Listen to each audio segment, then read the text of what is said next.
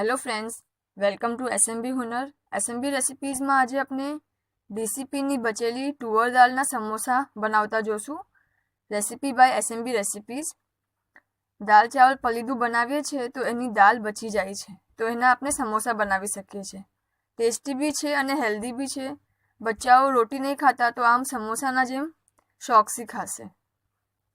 એના માટે આપણાને જોશે 1 પ્યાલો દાળ હોય તો એના માટે 1 સ્પૂન લાલ મરચાંનો પાવડર, 1 સ્પૂન ધાણા જીરુંનો ભૂક્કો, ½ ટીસ્પૂન ગરમ મસાલો, 1 પ્યાજ મોટી સાઇઝનું, 1 નાની જુડી કોથમીરની, 2 લીલા મરચાં ગ્રીન મરચાં કટ કરેલા, નમક સ્વાદના હિસાબથી અને થોડું કટ કરેલો ફુદીનો.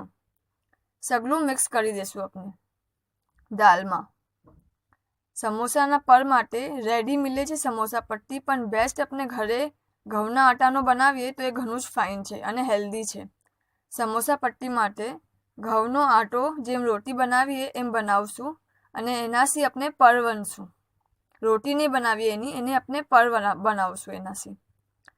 અને એને એક પરના 2 ભાગ કરી લેશું. એક પરમાંથી 2 સમોસા થશે. અને સમોસા સ્ટીક કરવાને ઘઉંનો આટો પાણીમાં મિલાવીને પેસ્ટ જેમ બનાવી લઈશું.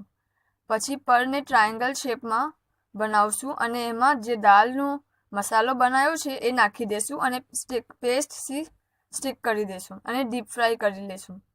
સોસ યા ચટણી સાથે સર્વ કરશું. શુક્રન.